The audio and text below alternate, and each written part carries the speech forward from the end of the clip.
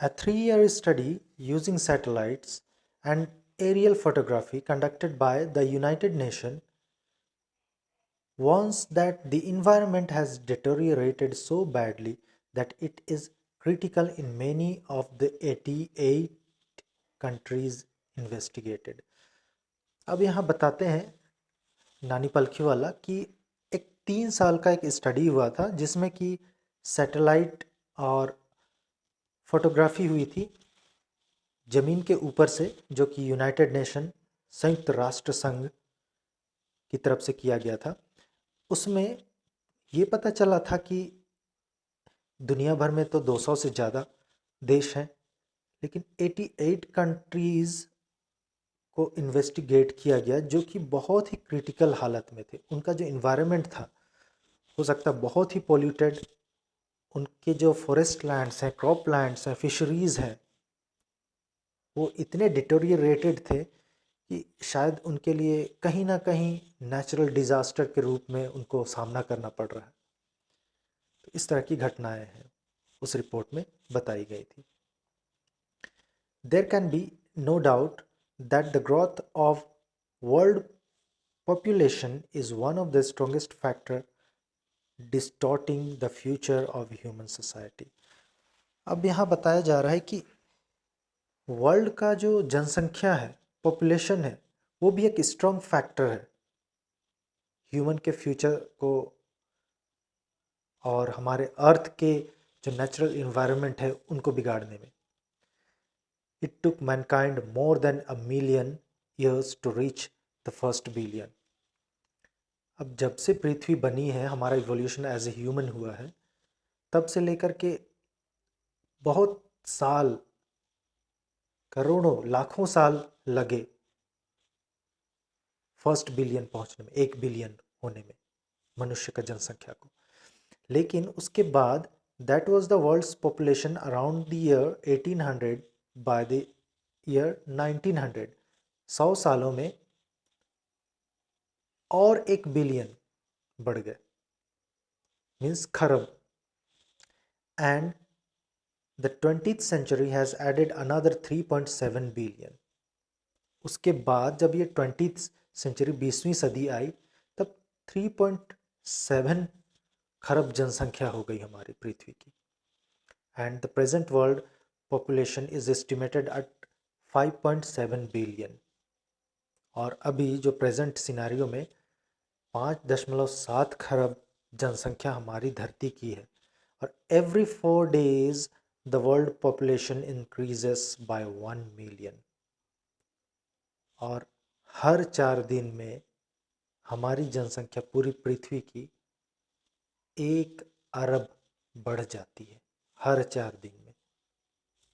आप काउंट कर सकते हैं कि कितना जनसंख्या कैसे बढ़ रहा है, जिसके कारण हमें बहुत सारे नेचुरल रिसोर्सेस को यूज़ करना पड़ रहा है और ये ओवर यूज़ होता जा रहा है, जिसकी कमी हम कभी पूरी नहीं कर सकते। So fertility falls as income rise, education spreads and health improves. यहाँ पर ये बताया जा रहा है कि एजुकेशन से हम लोगों को एक अच्छा सोच मिलता है, जिससे कि हम अपने आप को बीमारी से बचा पाते हैं। लेकिन उसका एक रिज़ल्ट ये भी है, एंड रिज़ल्ट, कि मृत्यु दर घट रहा है और जन्म दर बढ़ रहा है। तो लोग जन्म लेते जा रहे हैं लेकिन बहुत कम लोग मर रहे हैं। तो इस धरती पर जीवित रहने वाले लोग बहुत ज़्यादा होते जा रहे हैं। दस development is the best contraceptive, but development itself may not be possible if the present increase in numbers continues। और हम सोचते हैं कि जन्म दर बढ़ते जा रहे हैं और मृत्यु दर कम होती जा रही है, तो हम विकास की ओर बढ़ रहे हैं। लेकिन ऐसा विकास कुछ समय के लिए ठीक है, ये कंटिन्यू अगर चलता रहा तो हमारी धरती जनसंख्या के कारण ही खत्म हो जाएगी। और उसमें कुछ और एग्जांपल्स देते हुए बोलते हैं, द रिच, जो गरीब, जो धनी है, द रिच गेट रिचर, धनी और भी धनी होते जा रहे हैं। द पुअर बिगेट चिल्ड्रन, गरीब और भी गरीब होते जा रहे हैं, क्योंकि वो प्रॉपर एजुकेशन की कमी के कारण Because of the lack of education, they do not know about family planning and they beget children. और बच्चे आते जाते हैं उनके परिवार में। उनका मानना ये होता है कि more children does not mean more workers. उनका मानना ये है कि अगर हमारे घर में जितने बच्चे होंगे ज़्यादा, उतना उन्हें काम मिलेगा, और काम मिलेगा तो उतना उन्हें पैसा मिलेगा। लेकिन इस गलत धारणा से उन्हें कोई बाहर नहीं निकाल सकता है। So merely more people without work. लेकिन जिस तरह से जनसंख्या बढ़ती जा रही है, उन्हें ये समझाना ज़रूरी हो गया है कि ज़्यादा लोग मतलब ज़्यादा काम और ज़्यादा पैसा आना नहीं है, बल्कि ज़्यादा लोग means without work, people without work, बिना काम के ज़्यादा लोग, यूं ही waste. It is not suggested that human beings be treated like cattle and compulsorily sterilized। इसीलिए गवर्नमेंट बार बार कुछ ना कुछ स्कीम्स निकालती रहती है और फैमिली प्लानिंग के बारे में उनको प्रमोट किया जाता है, फोर्स किया जाता है।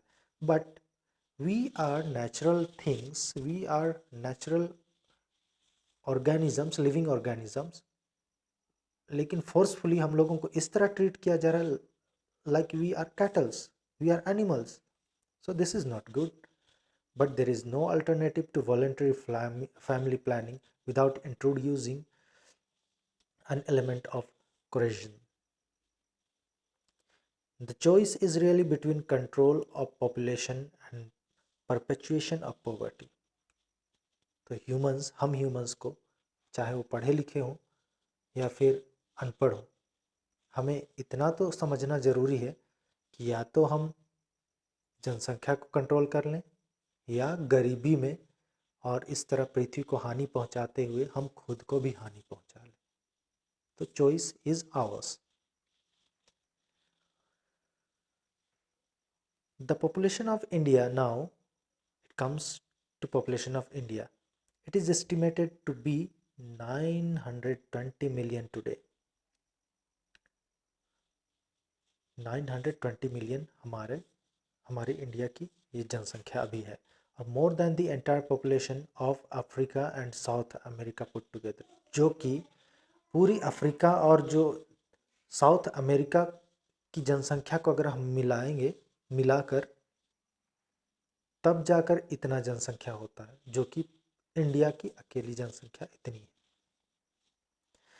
No one familiar with the conditions in India would doubt that the hope of the people would die in their hungry hutments unless population control is given topmost priority।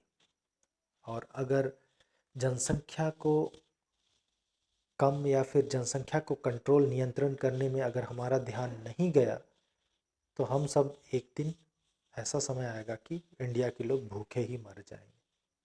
और अभी भी बहुत सारे लोग, आप अगर गौर करेंगे, शहरों में जाएंगे तो भूखे लोग सो जाते हैं, भूखे पेट रह जाते हैं। For the first time in human history we see a transcending concern the survival not just of the people but of the planet. और ऐसा हमारे इंडिया में केवल नहीं है, बल्कि पूरे प्लैनेट में, पूरे प्लैनेट अर्थ में बहुत सारे लोग भूखे सो जाते हैं, क्योंकि जनसंख्या बढ़ रहा है और उसके accordingly we do not have resources to utilise. We have begun to take a holistic view of the very basis of our existence. The environmental problem does not necessarily signal our demise। और हमारा वातावरण हमें संकेत जरूर देता है इस बात की कि हम जो भी हैं ह्यूमंस, हम जो भी काम कर रहे हैं वो नेचर के अगेंस्ट है। टाइम टू टाइम, जैसे हाल ही में आप लोगों के सामने एक सिनेरियो आया कोविड-19 का, और न्यूज़पेपर में ये बात भी सामने आई कि हर 100 साल के बाद, हर एक 100वां साल में इस तरह की घटनाएं होती रहती हैं, जिससे कि इन्वायरमेंट, वातावरण, ये अर्थ अपने आप को एक बैलेंस में लाता है। It is our passport for the future. अगर हम फ्यूचर में जीना चाहते हैं, भविष्य हम अपना अच्छा बनाना चाहते हैं, तो यही एक उपाय है, यही एक पासपोर्ट है कि हम अपने नेचर को भी ध्यान में रखें, उनको भी हम अपने साथ साथ नेचर को एक नया लाइफ देते हुए आगे बढ़ें। जैसे हम अपने लिए, अपने लाइफ के लिए जीते हैं, नेचर के लिए भी हम जिए। The emerging new world vision has ushered in the era of responsibility। और ये जो समय है वो एक्चुअली में जिम्मेदारियों से भरा हुआ समय है। एरा ऑफ रिस्पॉन्सिबिलिटी जिसे कहा गया है। What time is called era of responsibility, ये अगर क्वेश्चन आ जाए तो era of responsibility is the present time when we are living now, it is right now. It is a holistic view, an ecological view, seeing the world as an integrated whole rather than a dissociated collection of parts।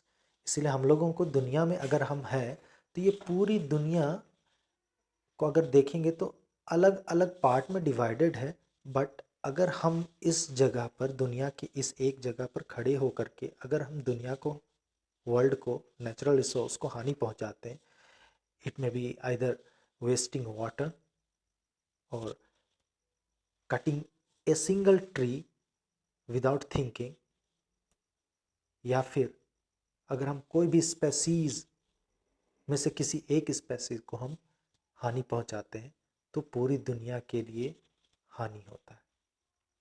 इसलिए हम पूरी दुनिया को अलग अलग भाग में ना देखें, ये पूरी दुनिया की ये जो पूरी चीज़ है, हर कुछ एक दूसरे पर डिपेंडेंट है और हर कुछ कनेक्टेड है।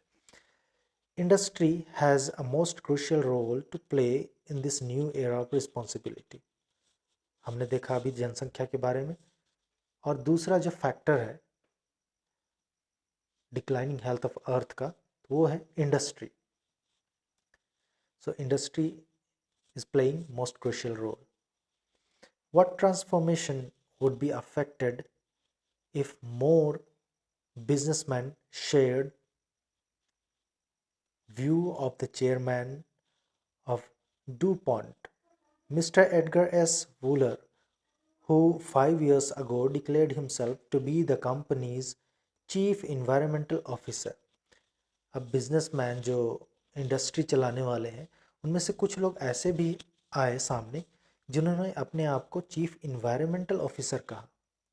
वो इसीलिए ही said our continued existence as a leading manufacturer requires that we excel in environmental performance।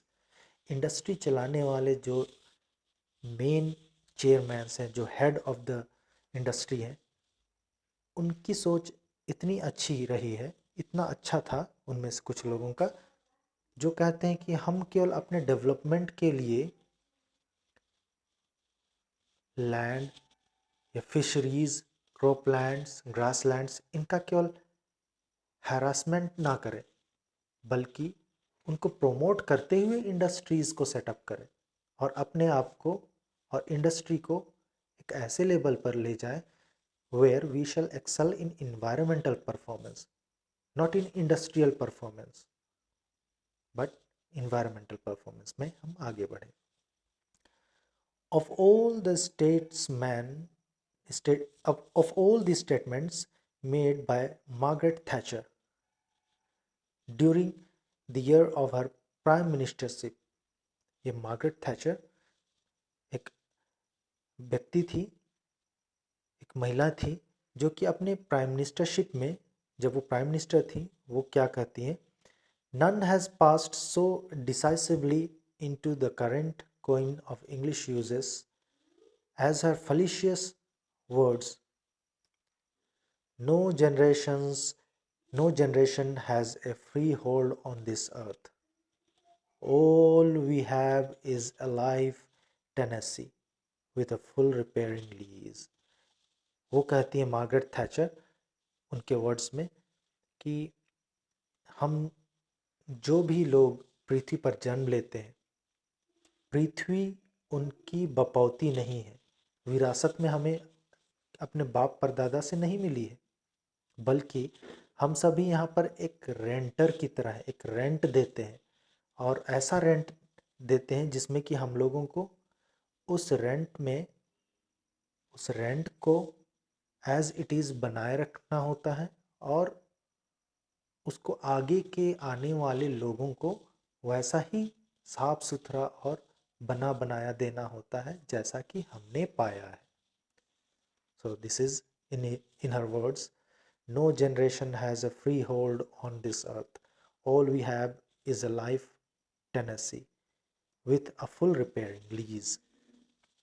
Now, in the words of Mr. Lester R. Brown, और मिस्टर लेस्टर आर ब्राउन भी उन्हीं कंसेप्ट को अपने शब्दों में कहते हैं. We have not inherited this earth from our forefathers, we have borrowed it from our children. हमने अपने पूर्वजों से ये धरती विरासत में नहीं पाया है, हमारे पूर्वजों की भी नहीं थी ये, बल्कि हम ये धरती हमारे आने वाले बच्चे जो है, आने वाले जनरेशन है, पीढ़ियां हैं, उनसे हमने उधार में लिया है और इस उधार को हमें चुकता करना है, इस वातावरण को सही रूप से बनाए रख करके, ताकि वो भी आने वाली पीढ़ी इस वातावरण में जी सके और खुशहाल जीवन व्यतीत कर सके, हमारी पृथ्वी हरी भरी रहे और एक जीवनदायी लिविंग ऑर्गेनिज्म के रूप में हमेशा रहे. So this is all about the ailing planet, the green movement's role. और यही हरित क्रांति है, एक सोच, ये कोई क्रांति नहीं है, दिस इज कंसेप्ट जिसमें कि हम लोगों को चलना है और पृथ्वी को बचाना है. कैसी पृथ्वी को? जो बीमार है, अभी बीमार हो रही है लगातार. The ailing planet, the green movement's role, and which is written by Nani Palkhiwala. So this chapter ends here. You shall get MCQs very soon. Thank you.